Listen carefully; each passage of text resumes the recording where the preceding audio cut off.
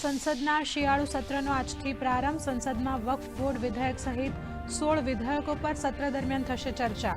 તો બંને સંસદની કાર્યવાહી બુધવાર સુધી કરાઈ સ્થગિત.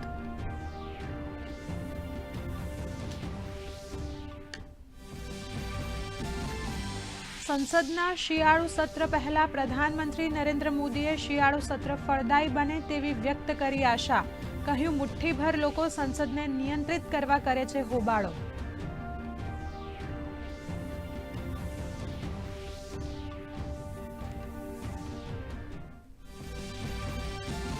ભારત પહેલીવાર આઈસીએ મહાસભા અને વૈશ્વિક સહકારી સંમેલનનું કરી રહ્યું છે અધ્યક્ષતા. પ્રધાનમંત્રી નરેન્દ્ર મોદી આજે ભારત મંડપમ ખાતે આઈસીએ વૈશ્વિક સહકારી સંમેલન 2024નું કરશે ઉદ્ઘાટન.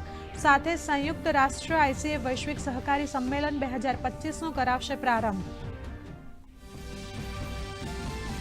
મહારાષ્ટ્રમાં મુખ્યમંત્રીના નામ પર લાગી શકે છે આજે મોહર.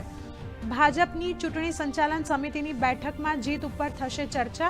તો મહારાષ્ટ્ર ચૂંટણીમાં ખરાબ પ્રદર્શન બદલ કોંગ્રેસના પ્રદેશ અધ્યક્ષ નાના પટેલોએ આપ્યું રાજીનામું. ઉત્તર પ્રદેશ સંભલમાં સર્વે દરમિયાન હિંસાનો મામલો. તંત્ર દ્વારા બહારના વ્યક્તિઓ માટે 1 ડિસેમ્બર સુધી મુકાયો પ્રતિબંધ. પથ્થરમારાની ઘટનામાં સાંસદ જિયા ઉલ રહેમાન બર્ગ સામે નોંધાઈ એફઆઈઆર. 25 લોકોની થઈ ધરપકડ. સંભલમાં કલમ 163 કરાઈ લાગુ. ડ્રગ્સના દૂષણને ડામવા પોલીસની કાર્યવાહી. અંકલેશ્વર B ડિવિઝન પોલીસ ચેકિંગે દરમિયાન કારમાંથી ઝડપ્યો એમડી ડ્રગ્સનો જથ્થો. ₹7 લાખની કિંમતના જથ્થા સાથે 3 લોકોની કરાઈ ધરપકડ.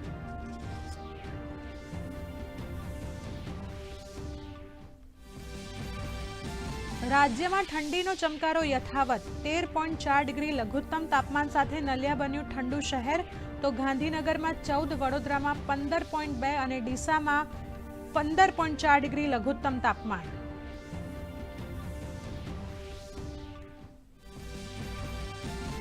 મહારાષ્ટ્રમાં બીજેપીની જીતની શેર બજાર પર અસર. સેન્સેક્સમાં 1100થી વધુ પોઈન્ટના ઉછાળા. તો 24,300ને પાર કરી નિફ્ટીની સપાટી. તમામ સેક્ટર લીલા નિશાને કરી રહ્યા છે કારોબાર. સોના ચાંદીના ભાવમાં ગાબડું.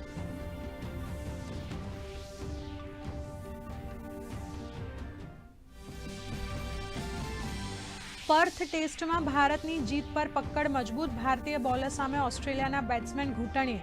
સિરાજ અને બુમરાહે ઝડપી 3 વિકેટ.